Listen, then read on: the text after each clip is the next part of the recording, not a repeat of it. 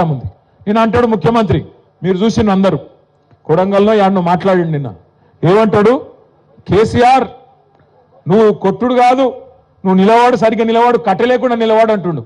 ఒక 71 ఏళ్ల పెద్ద మనిషిని పట్టుకొని సంస్కారం లేని ముఖ్యమంత్రి గారు ఏమంటున్నాడు, కట్టబట్టుకొని నిలవాడు అంటుండు.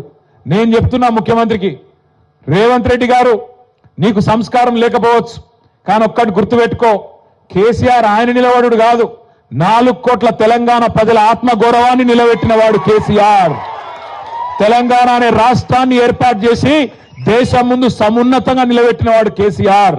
అందుకే మా చెల్లె రజని ఒక మాట అన్నది నిన్న, నాకు బాగా నచ్చింది. ఏమన్నా దొరికేనా, రేవంత్ కేసీఆర్ కట్ట లేకుండా నిలబడతాడు, కానీ నువ్వు కమిషన్ లేకుండా ప్రభుత్వాన్ని నడుపురా నాయన అని చెప్పింది. కమిషన్ తీసుకోకుండా ప్రభుత్వాన్ని నడుపు దమ్ముంటే ఆయన కట్ట లేకుండా కాదు మంచిగా నిలబడతాడు. ఆయన కొడితే ఎట్లుంటుందో నువ్వు కాదు, నీ పాత గురువు గారిని అడుగు, చెప్తాడు కొడితే ఎట్లుంటుందో. నీ ఇప్పుడు గురువుని అడుగు, నీ గురువుని అడుగు, రాహుల్ గాంధీ వాళ్ళ అమ్మని అడుగు, చెప్తుంది ఎట్లా ఢిల్లీ మెడలు వంచి తెలంగాణ తెచ్చిండో కేసీఆర్ కొడితే ఎట్లుంటుందో ఆ దెబ్బ తిన్నోళ్ళని అడుగు, తెలుస్తుంది.